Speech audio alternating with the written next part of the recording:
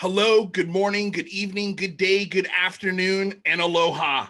Welcome back to another episode of Engaging the Phenomenon with James Iandoli. My name is Luis Jimenez. I'll be your guest for the day. And to my right or left, depending on which way you're looking, is our host for the night, Mr. James Iandoli. How you doing, James? Hey, Luis. Thank you so much for doing that. I love the way you open your show. I It's appreciate got, it, man. man, it's like super great energy. I love the vibe. And just so everybody listening here knows, this is Luis Jimenez from Unidentified Celebrity Review. I've only saw you jump on the scene more recently, Yeah. on UFO Twitter with, everybody knows that Luis was big and putting together the Big Phone Home, which I think is like a historic event in the UFO world, if you want to say the UFO history, because it was such a powerful event that brought all these different people together, and even people that would kind of argue with each other on UFO Twitter, and everybody was just coming together on the same page. They put everything aside, and they were working together for a single cause. So, again, super thanks for doing that, Luis. Hey man, it was my pleasure. It was my absolute pleasure. It was a lot of fun to put together. You're right. There was a lot of behind the scenes drama that I had to work out and iron out, and we got it done.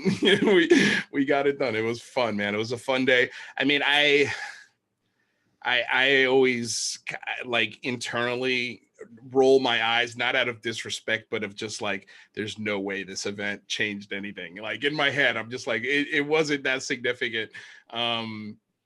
But there have been little signs here and there that have said to me, keep going, kiddo. Like, I think you'd be shocked to learn some of the people that saw that day and it actually impressed or maybe changed their minds, or maybe they even laughed at it. I don't know. Yeah, well, I mean, there's the kind of, I think the seed is planted. Mm-hmm. It's like it's been proven we can do it. So you put Mm-hmm. out the proof of concept. It's already been done. You Yeah. did it. So I Yeah. think that's something people can identify with in a sense. Yeah, but again, so I only came across you really when you were put. I guess I found you on UFO Twitter maybe, and man, you kind of came out of nowhere. So this is really cool because there's so many questions I can ask you. Yeah. And just for people listening, I'm going to say this right from the get go. Luis, or should I call you Lou or Luis? You could call me Lou. Most people call me Lou. My mother likes Luis, Yeah, but my mom's yeah. not here, so you can call me Lou. Yeah. So Lou here runs an Unidentified Celebrity Review on YouTube. He's got live shows, 5 times a week? 5 days a week. Yeah. Yeah. Between we have two channels, and between the two channels, we do 5 days a week. So we do UAP and UFOs on Monday, Wednesday, Friday, and then we do science and tech on Tuesdays and Thursdays. Yeah, so definitely make sure to go to his YouTube channel, subscribe, hit the notification bell, because you got like nonstop info coming. So Yeah, it's a lot. yeah, so Lou, how'd you get into this UFO issue? Ooh, man, that's a loaded question. I mean, I've always been into it. I've always at some level of my life have had an either arm's length distance or really up close and personal with this topic. I mean, I had my own experience when I was 13. I saw a UFO at a party with a bunch of people. So I'm still in contact with one of those people. So I know it's not something I imagined. It's something that actually happened. And obviously, an event like that shapes how you think, I think, for the rest of your life. And so, in the back of my brain, that's always been there. And then, of course, I went to high school. I did a little bit of college, moved to New York City, studied acting. And so I really lost touch with it for a long time. And then I moved out to Los Angeles, and out of a whim, I was like, oh, man, I wonder if there's any UFO. This is when podcasts were like, this is like 2011 when podcasts were just starting to sort of be a thing. And so the first podcast I found was Alejandro Rojas's podcast. And then I kind of got back into it that way. And then all of a sudden 2017 happened. And it was a paradigm shift again for me. And I was like, wow, I can't believe that happened. Like the Navy just confirmed basically that we've had a UFO program, a secret UFO program, and they've released videos. I mean, like, what's happening? So, but even then I was like, I would never ever do a YouTube channel about this stuff. I mean, in my mind, I was like, it'd be cool, but I'm an actor. I got so much other things to focus on. And then right before COVID last year, I was working in a restaurant, and in comes Lou Elizondo. No Strolls way. into my restaurant. Yeah. Yeah. And I freaked out.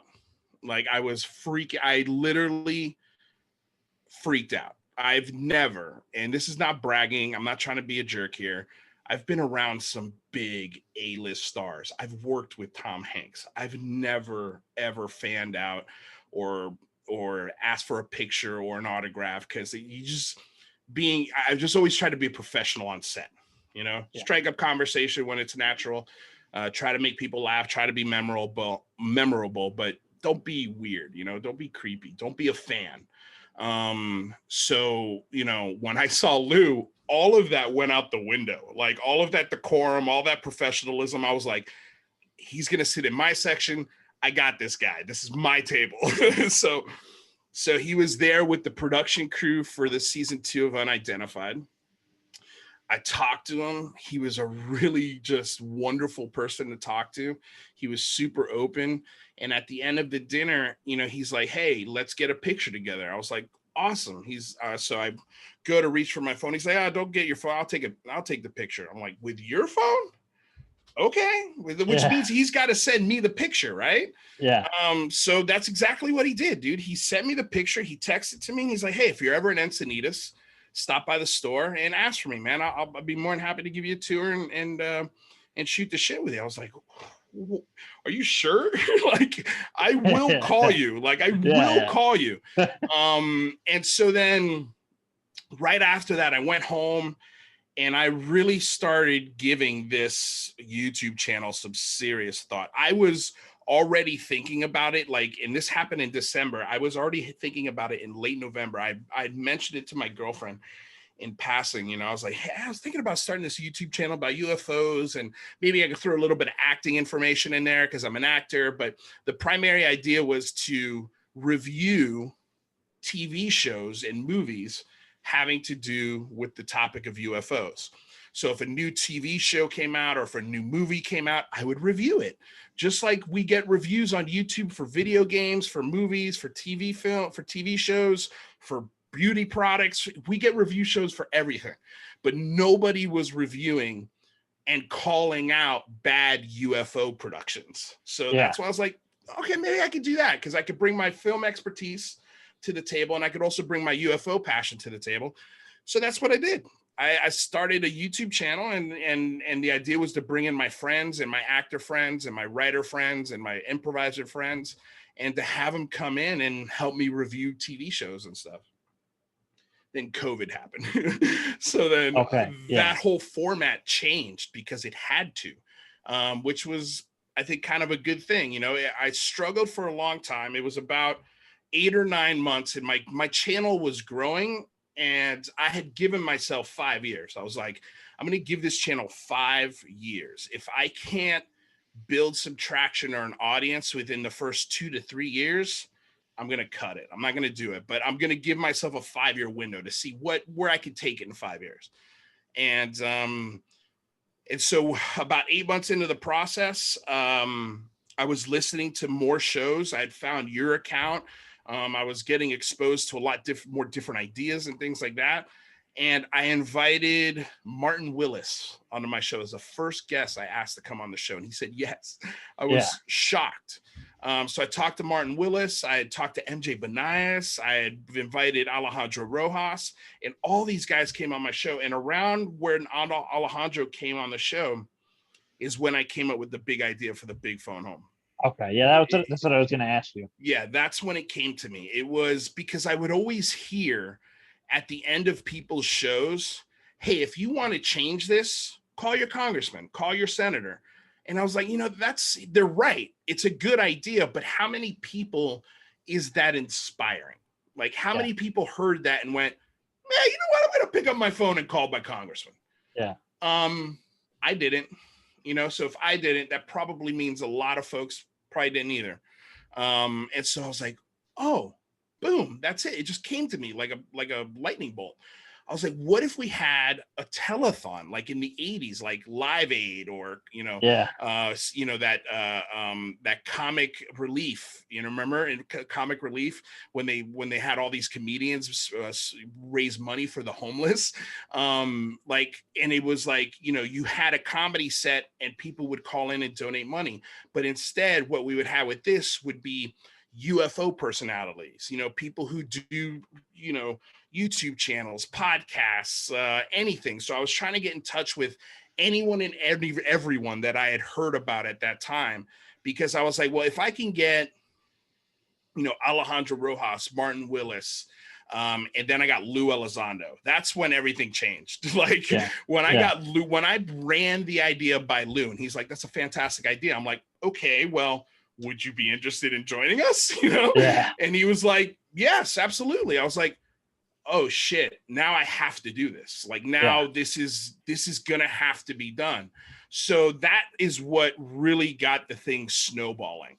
From there, I talked to Cahill and Elizondo basically had a meeting with me, and we're like, okay, kid, here's our ideas. Here's where we think you should go. And they're like, you're on your own. Like, we don't have time to do any of this stuff. I was like, okay. They put me in touch with Stephen Bassett. I had a conversation with Stephen Bassett because he's a lobbyist essentially for the UAP topic.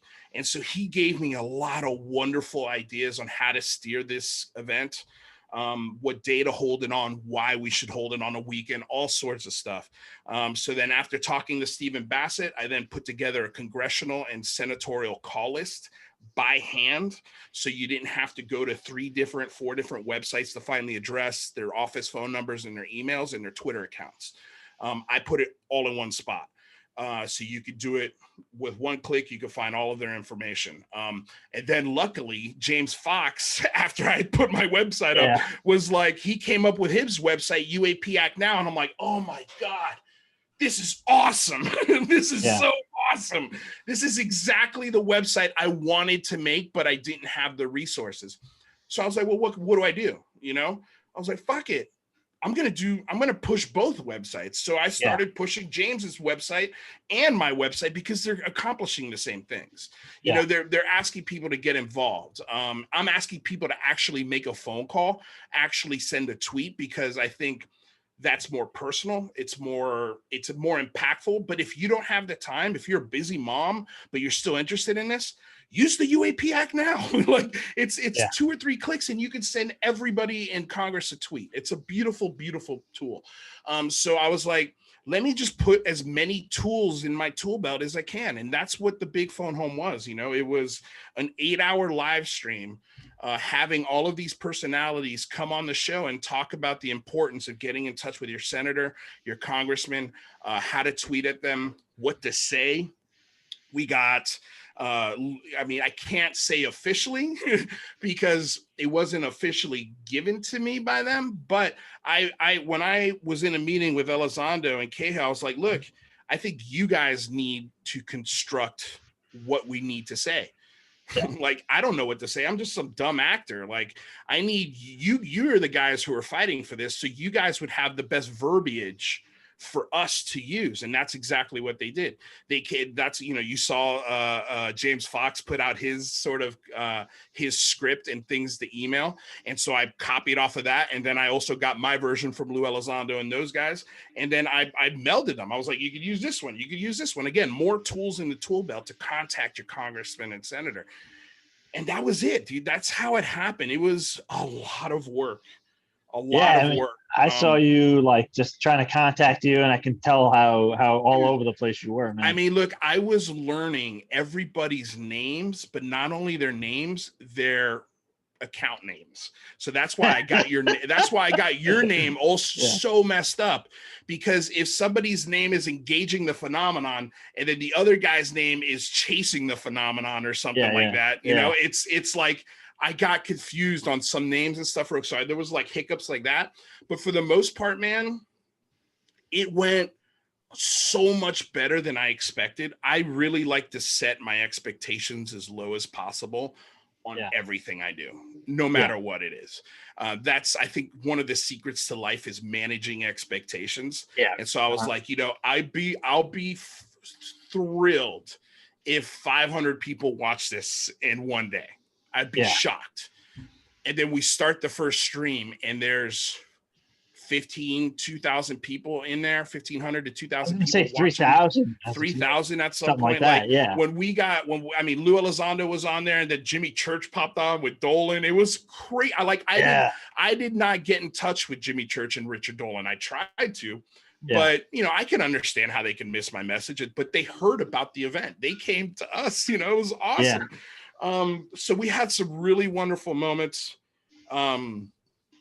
And my only regret is that, and this is something next year that I really want to fix, and I think I figured out a way how to fix it, and we're going to have this guy on Wednesday. But in the state of California, the idea of the event was to have somebody calling all day, somebody on the event who we could cut to and be like, okay, who you calling now, Joey? I'm calling Congressman blah, blah, blah, blah, blah, from this and that's and that. Awesome. Let's listen in to Joey for a couple minutes and see what he says, you know? And we can't do that in the state of California. In the state of California, I'm not allowed to record any side of the conversation, period, full stop. It's also kind of weird to start a conversation with a senator. Hi, Senator so-and-so, or more than likely an aide to that senator, you know, and be like, hi, just so you know, I'm recording you. And this is what I'm looking for. Oh, man. It's a terrible way to start the conversation. But so then what I did is with the suggestion of Stephen Bassett, I emailed them, I texted them, or I tweeted at them. And then I also called their offices to say, hey, this is who I am. This is what I'm doing. And this is the day I'm doing it on. So if you get a bunch of phone calls, if you get a lot of inquiries, this is why. So the whole idea was to alert what Congress and senators what we're doing, so they're not caught off guard and they don't get pissed. We didn't want to piss anybody off. We wanted to make sure that this was not going to turn into Storm Area 51. We wanted it to be a legitimate event with legitimate verbiage, legitimate players joining in the effort and talking about it. And that's what we did. Like, so next year, we're going to have someone in a different state making phone calls that we're going to cut to. I'm still working on whether or not we'll be able to actually audibly hear them. Or I might just move to a different state and do the big from home from a different state. And so that way I could do this. But that's one of my biggest goals. And also next year, I'm dying. The biggest goal is to get Christopher Mellon. I was going to say, it would be awesome if you can get like somebody like Mellon or even like Fife Symington. Yeah. I mean, Christopher Mellon, Fife Symington, David Fravor, Alex Dietrich, Ryan Graves, all of these guys are like my targets next year. Because I think for me, you know, it's all about killing stigma. It's all about killing taboo. And I know that is the number one mission for Elizondo, for Cahill, for Fravor, for Mellon, is to kill the stigma. If we can kill the stigma, then we can get our pilots and our servicemen and women to report it without fear. Then they'll actually start looking at it legitimately. Because I think they're going to be inundated with these reports, and they're going to have to open, I don't know, a UAPTF task force office, where all of these things go to. And I mean, look at what the verbiage in this report. It's a preliminary report, which means we're getting another report. That's amazing. Yeah, I did want to ask you about that. You should also try to get in touch with Robert Salas. Mm-hmm. That would be awesome. That would be epic. We actually just became friends on Facebook or Twitter. He followed me on Twitter. I've messaged him. I'm waiting to hear a message back. But yeah, we've got the SCU. I mean, we've got Richard Hoffman on board with us.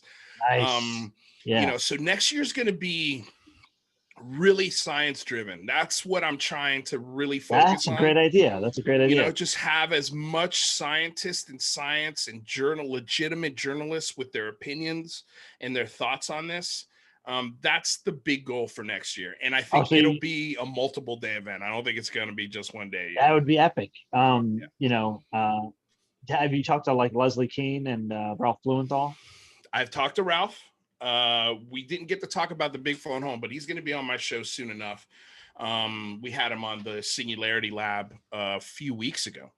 Yeah.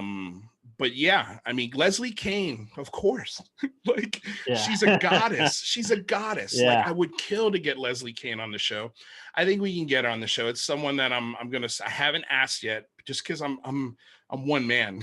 It's so difficult. Like that's why, when we were talking about the pre-show, all of my fans have really been helping me make this a full-time job.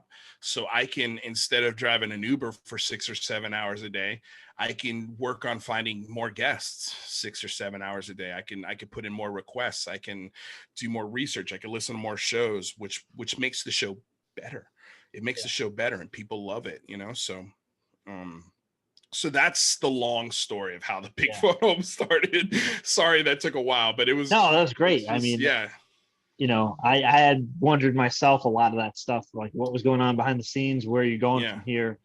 Yeah, no, I mean, it was tough, man. At the beginning, it was tough because I was nobody. My YouTube channel, I think, had 400 or 500 subscribers when I started the event. And I was trying to get to that 1,000 subscriber goal before the event. And I literally hit it the day of the event. Yeah. And I spent morning, noon, and night tweeting the hashtag, the big phone. Every tweet I sent had the hashtag, the big phone home. And I encouraged everyone who was part of my event to do that as well. It's hard to get people to do that. But a lot of folks thankfully did, a lot of them, especially the closer we got to the event. My whole thing was, hey, look, we need everybody hashtagging this for 3 months. We need to build this event as big as we can. So that way it gets as much attention.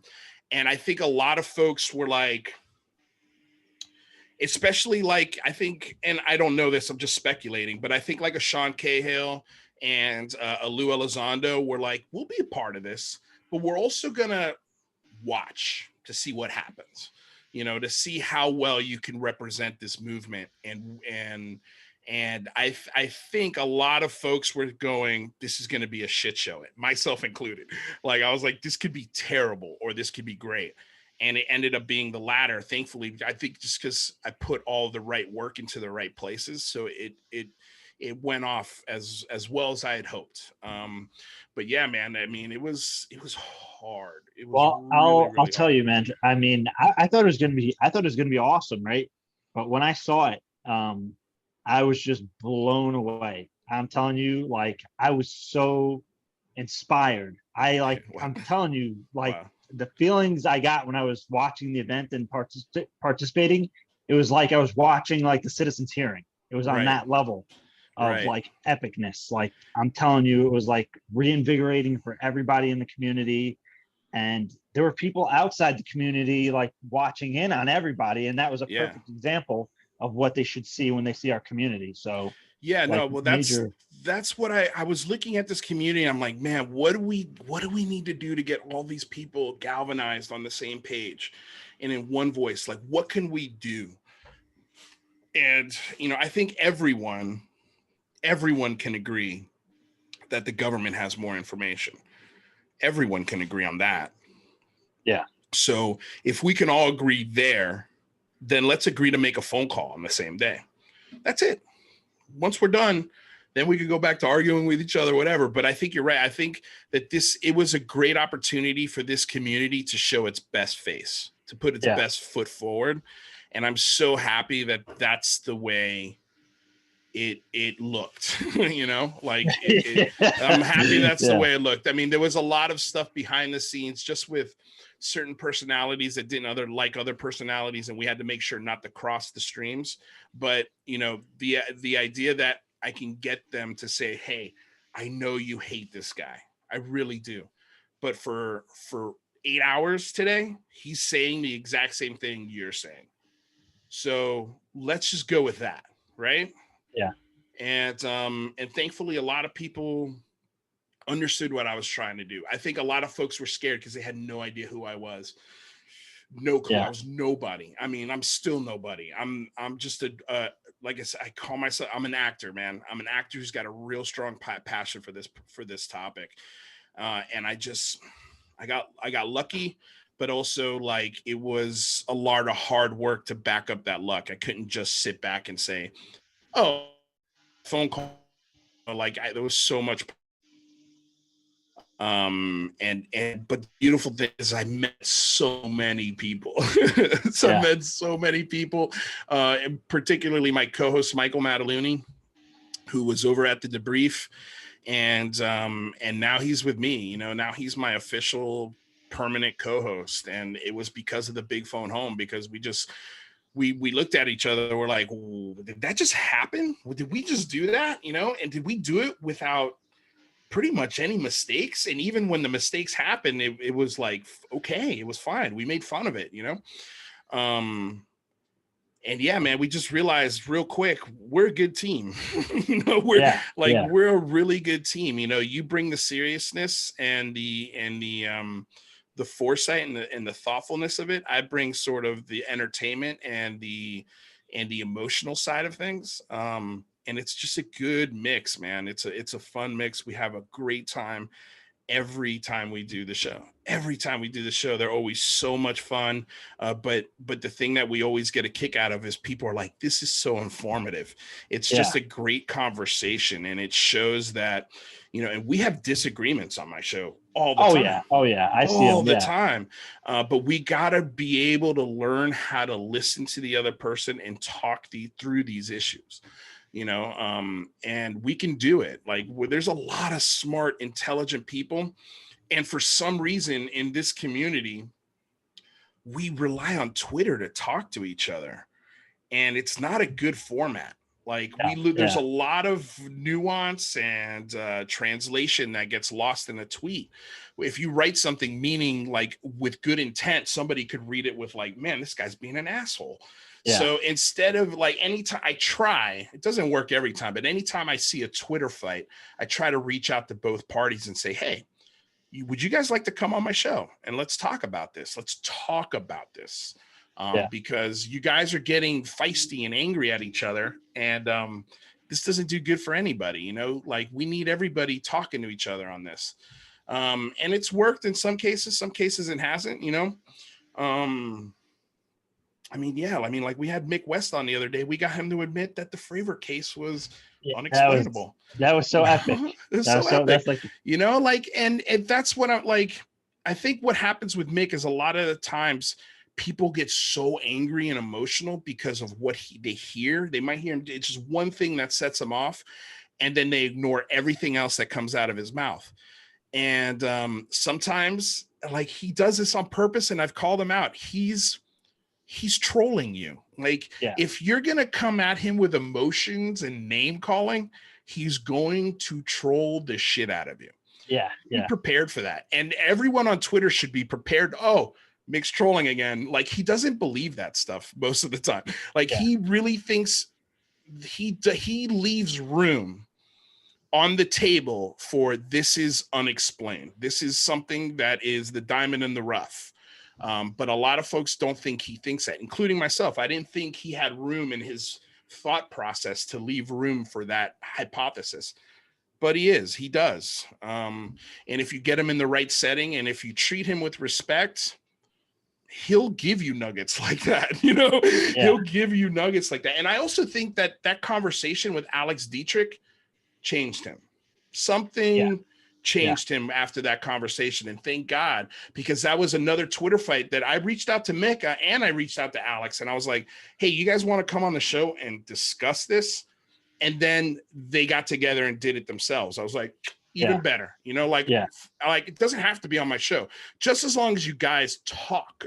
Like, I think that's so important. So I thought that was a beautiful moment in UFO Twitter history. And I really, really do think if you're ever going to talk to Mick West, do yourself the favor, go listen to that interview with Alex Dietrich and Mick West and watch. Really, really, really pay attention to what Alex Dietrich does. She lays out the playbook perfectly on how to deal with debunkers and folks like think like Mick West. I mean, it was a masterclass in how to get a debunker to start doubting himself. It was amazing. Yeah. It was amazing. Like, I've never heard Mick West preface with, stop me if this sounds crazy, or stop me if this theory is just, you know, outside of the realm of possibility. But here's what I think it is. I've never heard him do that. Yeah. Never, ever, ever. So yeah, man, that was a cool, like, that's moments like that where I'm just like, man, I love my show. It's so much fun. Yeah. Just so much fun, man. Because that's exactly what I want to do. I just want to bring more dialogue, more understanding, more transparency, more activism, and more galvanizing, because we can get more, but we have to do it as one voice, you know? Yeah. And I think what you're doing is great. And, you know, I love watching the show and seeing all the different, you know, personalities or people. It makes for a really interesting and like you said, an informative conversation, because you're getting these conversations that you would not normally hear anywhere else. And well, we're bringing on journalists, you know, like legitimate journalists come on the show every week. So, you know, we've got Alex Sears, who is, you know, I'm so embarrassed. I always forget, the Daily Caller. He's the chief correspondent, UFO correspondent for the Daily Caller. You know, we got Jazz Shaw, who works for the Debrief and is a curmudgeon. You know, he's a wild man, but he's a really good thinker. You know, we've had Daniel Otis from Vice Magazine, who's going to be coming back. We just had Kent Bai, who's a philosopher and journalist. You know, so I always try Jamarl Thomas from the Progressive Soapbox, awesome, who's an amazing champion for this topic. You know, I always try to bring on great thinkers, because I always want to challenge myself. I always want to challenge the way I think, or what I think facts are. You know, when we had Avi Loeb on the other day, you know, like trying to get him to say that this phenomena is real. Like, what is it going to take for you, Avi? Like, what's it good? Who's got to say the thing, or what do you have to see to go, okay, these are real. They deserve a scientific evaluation. And he's so close. He's so close to just saying that. But as a scientist, he just needs a little bit more tangible stuff. And as a community, we should want the same. Like, we should want that too. And so I think that's why I like Mick West so much, because I know the day is going to come where he changes his tune. And I hope it's on my show, because it's going to be a wonderful day. You know, like it's going to come. You know this. I know this. He's painting himself into a very lonely, unscientific corner. And I think he's starting to see the paint dry. And I think he's starting to see the corner he's painting himself into. And I'm looking at him, I'm going, okay, you still want to keep going? Are you sure? Yeah. But even when he does paint himself in that corner, I'm going to help him get out of it, because we're going to need him. We're going to need him, dude. You know? But I love hearing Mick West, you know, saying what could change Mick West's mind. You know, what piece of data could be the tipping point for him? And it's as simple as getting 2 camera angles on the same object would be monumental. So, you know, it's coming. Stuff like that's coming. It's just we have to be patient, really patient. Yeah. And I know that's something that a lot in this community don't want to hear. Yeah. And, you know, I wanted to ask you some of your thoughts on the UAP task force report. You know, that was highly anticipated. You know, there's a 180-day wait, and there's all this buildup.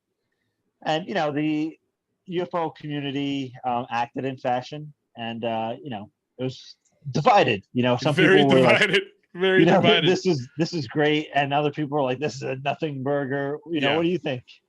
Well, it was funny, man. When we live stream when the report came out, it was the largest live stream we've had outside of the Big Phone Home. I was shocked how many people were watching. Yeah. And I didn't get the vibe that it was down the middle. I got the vibe that everybody was, at least on my show, everybody was like, this is amazing. Like, but then again, on my show, we set the bar. So the expectation bar was so low, just because I was listening to what Lou Elizondo and Christopher Mellon were saying. Right. Expect delays, expect there to be, you're not going to get the metamaterials, you're not going to get the bodies, you're not going to get Roswell information, you're not going to get anything from the past. This is going to be a very straightforward report. And that's exactly what we got. But I think we got even better. Like, there are little things in that report that give me so much hope. And then what's happened post report with, you know, comments from Marco Rubio, comments now from Mitt Romney. We got the, you know, the deputy secretary of defense writing, you know, basically a plan for how to collect UAP information, which I think is going to turn into a task force that is way better funded than the ATIP program. And again, it says preliminary report, which means we're going to get another report. Like, how exciting is that? That's exciting. Yeah. Also, keep this in mind. There's another 70, I think, what is it, 71 pages, I guess, including with these 9, that would be part of the entire report that are classified. There's a chance that Congress could start reading the unclassified sections of this report and force the president to comment on this, or to either partake or squash this. I think you don't be shocked if leaks and or Congress starts reading sections of this report that they feel should be public, and they can do that. And we can call them and pressure them to do that. So just FYI, like, there's so many things that can still happen. You still got the investigation with the IG. There's a lot of stuff, man. So I think the next 3 to 6 months are going to be very, very interesting. I loved the report. I thought it's exactly what was needed to get the mass media to go, there's something here. There's something here that they can't figure out, and it's 100% not American, not Chinese, and not Russian. Some of them are. But there's a percentage of them that are not, you know? So that's where I get my hope from. That's where I sort of get my, I mean, look what happened with Eric Weinstein. Oh man. I love it. The guy's on fire, man. Right. And I mean, I can wait to the day that Mick West does that. Just wait. It's coming. It's coming. Yeah. It's coming. Yeah. And the thing is, you know, with Eric Weinstein, you know, he's asking the right questions. Mm-hmm. Like, dude, where's data? How come the scientific community, number one, is not outraged, and number two, has not been given access to, like, something that's fundamental to the basic reality, right? Yeah. And so he's really asking questions and acting the way that I think that, you know, people should be acting. You know, Agreed. He clearly got the message. Yeah. Somebody talked to him. Somebody showed him something, possibly, you know, like somebody got to him and said, look, you're wrong on this one. And he had to have seen some kind of data and or gotten an email or a visit from a very high up credible person. It just had to have been that way. There's no way I don't think there's any way he read just this report and went, oh, I'm wrong. Yeah. I don't think it went down like that. No. This is actually, you know, there's a funny story to all this too. Yeah. And, you know, not many people know, but like he's friends with Danny Sheehan. And he, I can see now how people maybe got to him. Well, exactly. So a month before people knew that Sheehan was representing Lou, Danny Sheehan got on a Clubhouse with Eric, and you know, Danny or Eric didn't know that Danny was like so into all this stuff, you know, because Eric knew who Danny Sheehan was from his legal, you know, the Orion Contra and the Watergate and all those historic cases. Right. And then Danny just starts going off on all this stuff. And Eric's like, what are you talking about? And, Right. and he's having like a meltdown on Clubhouse. And then Yeah. Danny said, yes, I'm representing Luis Elizondo and all this stuff. And I think that's really what set him off as like to begin with. And I Right. think, but I know actually Eric had spoken to people in the Invisible College before, because he's into those intellectual circles. Can you explain the Invisible College to me? Sure. I mean, the Invisible College Because is I've just started hearing this term recently, and I'm like, what is this? okay. So yeah, there's kind of I want to say like a rich history of it. So I can give you a short kind of Yeah, give me the short breakdown. version. Yeah. Okay, because there's several groups, and it's like it's just think about Bass, right? Right. The Bigelow Aerospace. Mm-hmm. So it's same thing. These are all the same people, all the same players. You know, you Got got it. John Alexander, you got Jacques Vallée, you got Mm-hmm. Kit Green, you got Eric Davis, Colm Kelleher, Mm-hmm. and other people that are not publicly named. They're invisible. But the actual terminology itself, Invisible College, came from Hynek. There was an old group of scientists when you weren't allowed to do science because it was Right. religious. It was all religion dictated everything. Mm-hmm. So those people who were talking about science and stuff, it was considered taboo by the church, so they had to Right. become a secret society. Got it. Almost like Masons. Correct, and they had to meet Got amongst it. each other. Like a philosopher, a theist, So a these philosopher. intellectuals and tastemakers are having meetings In secret. unbeknownst to everyone, and they're sort of coming out and giving talking points. Well, yeah, but they're meeting in private to Right. share their information without everybody else coming and criticizing and putting their Right. ideas and impressions. Say you can't, that's right. You can't say that. Yeah. Yeah.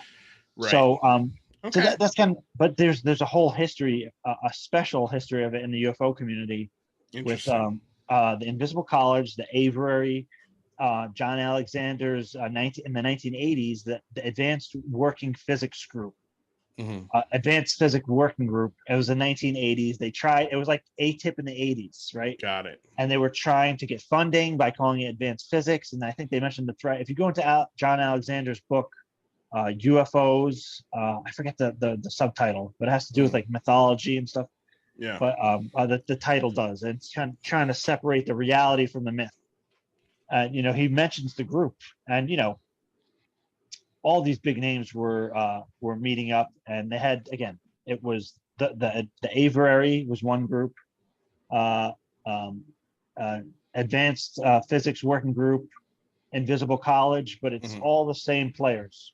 Got it. And some of them have inside information. Some of them were in classified programs. So these guys are having the fun conversation without us. That kind of sucks. You know what? But they kind of talk about the gist of it, right, in their talks, right. Like if you go read Jacques Vallée, he's he just he puts it out there in his books and stuff, right. And all those guys are interested into the consciousness stuff, and but they're super scientists, right. So they're afraid. Well, they're just afraid to talk about this publicly because they don't want to be ostracized, I'm sure, is a big part of it. Part of it. And but they also don't want to deal with everybody's bullshit. Right. No, that makes sense too. I mean, they want to be able to actually, they feel they can't get the work done. Right. That makes sense, dude. There's too many chefs in the kitchen.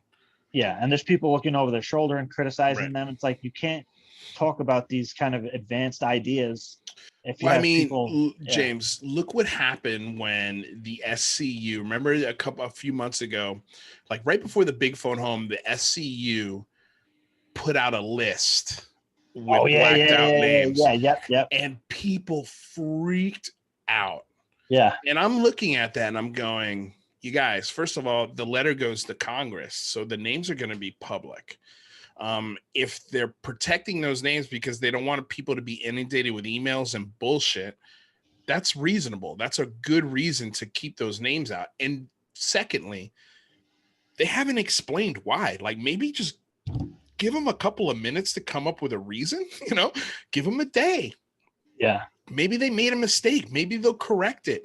But I can tell you this, jumping on a group of scientists that have agreed to study the UFO topic and yelling at them at the top of your lungs is exactly why scientists don't want to touch this with a 10-foot pole. Yeah. So why don't you just chill out and let the scientists make some mistakes because they're new to this arena, and let's just give them a little bit of room to figure it out. Like, dudes, let's chill. Let's relax. Yeah. It's just a list of names. Who cares? We've got a group of scientists sending an email or a letter to Congress demanding more scientific study on the UFO topic. Yeah. Why are we getting mad about that? Yeah. Yeah, because we, crazy. We need the scientists on board. We have to have them. And some of them are doing, everybody knows Gary Nolan's working on the materials, and that peer-reviewed paper is going to come out. And like Gary is somebody who's like relentless when it comes to science. Like he's not going to leave any dot undotted or any T uncrossed. So there's definitely some science coming, and I'm looking forward to that. But if man. If you look into the OSAP or the ATIP DIRDs, the Defense Intelligence Research Documents, you'll see a list of all these names and the kind of research that they were doing. Yeah. That's another indicator of some of the stuff that they're into, and some of the work that was being done. Yeah. So really interesting. But did you ever have Grant Cameron on your show? Nope, not yet. Not yet. Someone that I'm meaning to get on. You know what I should do is get a list of names from you. Yeah. And then I can start reaching out to folks, because I'm just inundated with stuff, and these are things I need a list of those things. Yeah. That would be such a huge help. So then I can start systematically going through the list, and because the whole thing is I like making friends, especially friends that are super knowledgeable, and inviting them back to the show. Like anytime right now I'm looking for a pilot, like a legitimate F-16 pilot that doesn't have an issue coming on a show like this and talking about anytime a new video comes out or old videos or questions we have about, like, I also want to get a radar guy, other than Kevin Day. Hey, was that guy Alpha Check? Was he a pilot? No, he was not a pilot. Oh, okay. But I've tried to get Alpha Check on my show. He's not an in front of the camera guy. Yeah. I feel like, so, yeah. But he's really smart.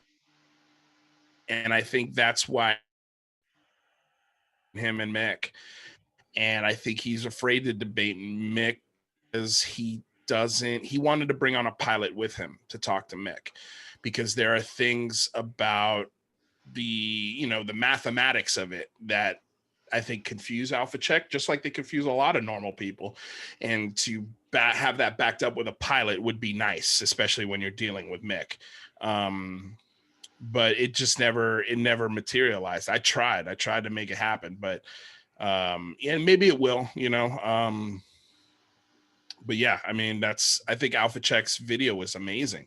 I think he's really adding the nuance of, look, for the pilots and the radar, first of all, for the pilots to go through all of this process to focus on a balloon or a airliner, a commercial airliner, it doesn't make any sense. It's just a waste of all of this time and all of these resources to look at something very mundane and normal. And to get to the point of tracking something, there's so many other things that have to happen for that to go down. And then on top of that, the pilot is not the only one who sees what's going on through the heads-up display. The ship sees it.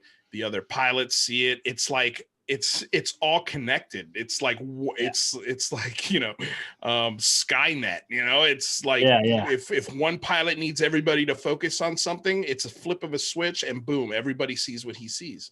So there are so many other aspects to this, especially the David Faber, Alex Dietrich story, that Mick's not taking into account. when he says, "Oh, it's a balloon," and I think that's why he's starting to back off of his stance on that. Yeah. But speaking about everything coming out, we were talking about the report. What do you think of the idea of hearings going down? Ooh, they're coming. Yeah. They're coming. I love the idea of hearings. I hope we've had this conversation on the show a lot. I hope it looks nothing like the citizen hearings. Nothing against the citizen hearings, but they're way too long. Way too long. This a congressional a congressional why am I losing the word for this? Open discussion. Yeah. Cannot be littered with researchers and people with personal stories or even academics. I think the people you put in front of Congress should be Lou Elizondo, Alex Dietrich, David Fravor, Ryan Graves, Christopher Mellon, and I think that's it. Oh, Eric Davis. You need Eric maybe Davis. Eric Davis. Maybe Eric Davis. My concern is that it can't be too long. Yeah. These senators and these congressmen, 75% of their day is making phone calls to get more money to make sure they get reelected. You got to present this in a very quick, digestible format that's going to wow them. It has to wow them. It cannot be what the citizens hearings are like. Those were I'm still watching them because a new one comes out. It's too long. It's even for me, I sit there and I go, wow, this is even there are moments in the citizen hearing where I can't remember her name, but she stopped Danny Sheehan in the middle of diatribe, and she's like, just stop, just please stop talking. Like you have to break this down for me in the simplest of terms so I can then take that to my constituency.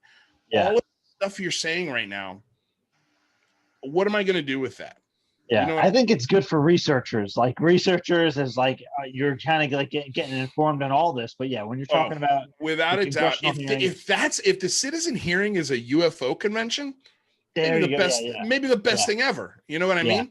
Right. But that cannot be the congressional hearing. Just cannot be like that. So I've been trying to get in touch with Jeremy Corbell. I don't know if he's mad at me. Or doesn't like me anymore. Oh no, he's so busy, dude. I'm super sensitive. I'm an actor, so I get super sensitive. I'm sure he's just busy, and he's insanely busy. Did you email him? I'm gonna email him next. I got his phone number. No, extraordinary, because I think he has somebody who will get his emails to him if they're. No, for sure. Like I could get in touch with him if I really, really need to. I just don't want to be pestering him, but I've got his phone number. I send him voicemails all the time. But I would love to get him on my show just to talk about the citizens hearings and how to formulate a plan now. Like we need to start putting a congressional plan together right now. So that way, when Congress is ready to do it, you've got the lineup or at least a rough idea of what it's going to look like. You could even start putting together suggestions to give to Congress. Like, we can tell Congress, hey, we want congressional hearings and we want it in a short formatted way that's digestible for Congress. So a 2-hour congressional hearing, on a Tuesday in the middle of the day to get everyone's attention. Like there are so many things that we can suggest that might shape what congressional hearings looks like. Because guess who gets to make the rules on the congressional hearing? Oh, the Senate Intelligence Committee. Oh, nice. You know what I mean? So if we can get in contact with the Senate Intelligence Committee and say, hey, we'd love to see hearings, and this is what we'd like to see in those hearings, and this is who we'd like to hear from. We think these people would be the most impactful.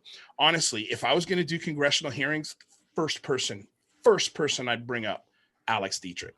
She's a woman. She's a pilot. She comes across and articulates herself in such a wonderful way. She doesn't need this to be true for it to be extraordinary. I think it's just she's the perfect person to start with. And I think especially in these days and times, like people are going to take a female voice a lot more seriously right from the start. They just are, especially her, because what she did to get into that cockpit is nothing short of extraordinary, honestly, especially in the time she did it. Like this is before the Me Too, before this, before all, all this stuff. She did it with hard work, determination, and just smarts. So I would, that's the first person I'd put up. But hell yes, man, we're gonna get congressional hearings. You can bet on that. You can bet on that. When? I'd say a year, maybe 2 tops. I was thinking, I was talking to somebody. I said the same thing. I said 2 tops, but I was that guy, Andre Carson. I think he's a representative for Indiana. Yeah. His comments, and he's the chair of one of the committees. Yeah. And he was saying that he wants several hearings to take place. And I mean, so if this is already kind of on the table, it's already being talked about. So I think it's underway on how they're going to do that. It's going to happen. Yeah, it's going to happen. And with Danny Sheehan and Elizondo doing the Inspector General thing, I'm sure they're having conversations. Yeah, and it seems like the information it looks like what I think is going to happen out of that Inspector General case is they're going to fix how the information moves from point A to point F. What's the chain and how that information goes up the ladder of power. And why is it getting hung up around here? Okay, well, it's not going to get hung up here anymore. It's still got to go up. And so that's exciting, man. It's going to take a little while for these processes to get in motion. It takes time. The government moves slowly, but they're moving on it. They're talking about it. I wonder how there's some questions I really have. And it's really, I mean, when To the Stars Academy was kind of first coming out, they were talking a lot about the stovepiping, right? So the special access programs, not sharing information. So that was an issue. And Christopher Mellon also, he was talking about the waived SAPs. Yeah. So, I'm surprised that he went there, and, he actually said the title number of that, and, and why that is the way it is. But the question is like, okay, so if they have those hearings, are they going to subpoena somebody like Neil McCaslin, who, they might. are they going to subpoena Tom Wilson, like the people that were, looking over some of those things? I mean, imagine if they subpoenaed the, Navy Secretary of Defense. Yeah. Or Susan Goff. Imagine if they subpoenaed her, like, what's going on? Why is this information not getting to the right places? Why do you guys keep conflicting the message? Yeah. Well, because the whole thing with McCaslin, do you know that whole story with Tom DeLonge and McCaslin? No, I don't know the McCaslin aspect of it. Okay. Well, so Tom DeLonge is always telling the story about how he went to an airport. He met with a guy he calls the General. Right. That's General McCaslin, who is like the top scientist / military guy at Wright Pat at Air Force Base, where the Roswell materials were taken. Right. So Tom's telling the story about he meets this secret insider who's a general at an airport, and the first thing that the guy says to him, it was the height of the Cold War, and we found a body. We found a life form. Wow. This is and I don't obviously Tom, he's not making the story up. Right. And it came out through the WikiLeaks. Right, the John Podesta WikiLeaks. That's someone who I'd like to see called up, John Podesta. Yeah, John Podesta. Well, see, John Podesta, he's an advocate. He was there during the Disclosure Project years, and he was. Right. But again, I think he could shed some really good light on how he got stonewalled. Yeah. Right. Exactly. You know what I mean? Chris Mellon, when they tried to get the tape of when that what was that, the astronaut? I'm trying to blank. Gordon Cooper. Gordon Cooper, yeah, Yeah. they filmed the landing of a UFO in a dry Could lake. you imagine if that recording is still somewhere? Like, Dude, it has to be. it has to And be, right? well, even the Japan Airlines thing, Yeah. that was a huge thing. Well, And man, I talked to Greenwald about that one, and he sort of not he didn't put out my fire because that's my favorite case. yeah, He quelled it big time though. He was yeah, like, there are just some things that don't add up. Like, for example, the other two pilots in the cockpit never saw what he saw or explained. And there's, there could be a lot of reasons for that, primarily the culture. Like, yeah, that pilot got demoted. He was put behind a desk after that event. yeah. I'm wondering what happened to the other two pilots. Did they also get demoted? Did they get put behind desk, or did they get to keep their jobs because they shut up and didn't say anything? Yeah. Like that was what, 1988. So Yeah, but it's still a cool case. But you're right. You're the underlying point of what you're saying is correct. Yeah. There should be a lot of data there that shouldn't be classified, that should be able to be shared for sure. Well, especially, I mean, even stuff that's classified, right? Mm-hmm. During a hearing, like if it's a classified hearing, because they're going to have public and classified. Right. And, of course, we want to see all the classified stuff, not, but even if there was any chance of it, it has to go through the proper channels first. It has to go through the classified briefing. Right. And they can then at that point say, maybe this doesn't need to be classified, or maybe certain parts of it don't need to be. Right. So that's why you're right. That's why it's so important, even if it's in a secret setting. Yeah. Or a classified setting. It's very important for these, because remember, congressmen and senators are civilians for the most part. They're civilians. So if they see something extraordinary in a classified briefing, and in their opinion, it shouldn't be classified to the American people, which I have a feeling you're going to get a couple of congressmen and senators that are going to see something and say, look, this is from 1963. There's nothing here that should be classified. I'm going to share it in the public hearing. And there's nothing legally, I wouldn't say nothing, but it would be, good luck in arresting a congressman who's divulging UFO secrets that have nothing to do with actual national security. In other words, they don't put any spies or people in the field at risk. They don't reveal any sort of collection processes. All of those things that, they weren't in a sensitive airspace when they took the photo or the video or whatever it is. You're going to get, I think, a few congressmen that are going to be like, no, this is bullshit. I'm going to show this to the American people, period. Like, they need to know about this. It's going to happen. It has to. Yeah. Just because Congress is getting younger, they're becoming, they're more our age now. We're slowly starting to take over this process, and I think a lot of folks in our generations are ready for this. They're ready to at least have the conversation. And so that's why I see it's so exciting. And it's also just the way I always pitch it is that it's such a great bipartisan issue to rally people on an agreeing point, and then see what other commonalities we have out of that one commonality. Like, because I always say Marco Rubio, Hillary Clinton, two opposite ends of the political spectrum. Both of them are in the UFOs, both of them. So my question is if you put Marco Rubio and Hillary Clinton inside a room and said, okay, you guys got 2 hours. You're only allowed to talk about UFOs for the first hour. Second hour, you could talk about whatever you want. I think they come out of that 2-hour conversation with more common ground than maybe they realized. Right. And I think that's what, how much trust the government has won from me. I'm just talking about me personally. Since 2017, has been a lot. It's been a lot. Like, I trust the government more today than I did in 2017. And it's because they're giving me the information I'm asking for. I'm asking for this data, and they're not giving everything I want, but they're meeting me at least halfway.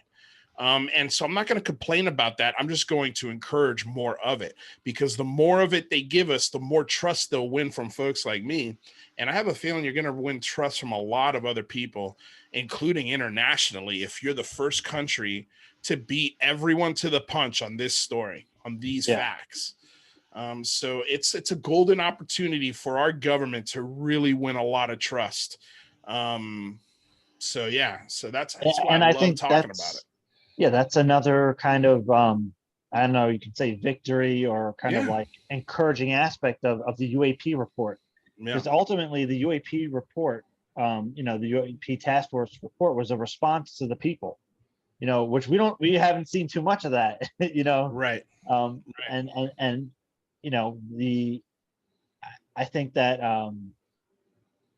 people really moving this conversation, got people like Elizondo and others to engage in what they're doing. And then you have Marco Rubio and Mark Warner, right, start to put language in Senate intelligence bills and basically respond. So I just love how Marco Rubio really defended the servicemen and women of the United States that have been ostracized, demoted, and made fun of because they talked about this.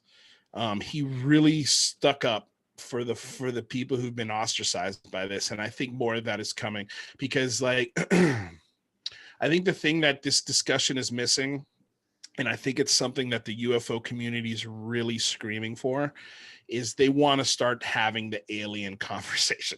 They want to start having the abduction conversation. And I get it. Like, I understand why they're so eager to have that conversation. Number one, it's a very interesting conversation. But also, I think, number two, a lot of these people who want to have this conversation have been traumatized on some level by it. And they want confirmation that they're not fucking crazy. They want confirmation that their experience was valid and real. And I think they're begging for that from the government, but the government's just not ready to go there yet. I think the next year, especially the next year, is going to be getting the entire country on the same page, the same fact that these things are real. They are really, really real. Yeah. We chase them. We have on some level tried to communicate with them through radio signals. Our Department of Defense has confirmed this. Our Navy has confirmed this. These are real. Once everybody has that fact in their head, then we can springboard into the more fun conversations.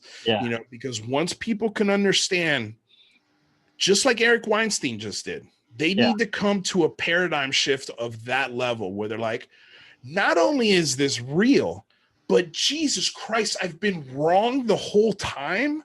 Yes. I'm sorry. Like, I'm sorry. And as a community, we need to hear that and go, bring it in. Bring it in. I got you. It's okay.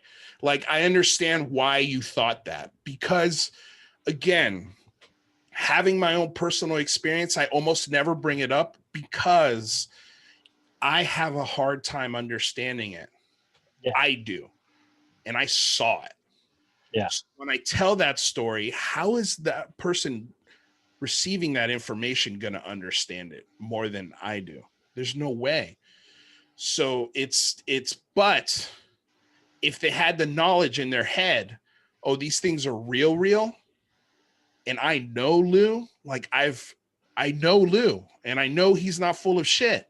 So I know that the government has told me these things are real, and now I'm getting a story from Lou saying, yeah, they're real, and he's seen it. Now they can start to understand and sympathize and relate, It's just, we got to get everybody to that talking point, that terra firma, that fact is real.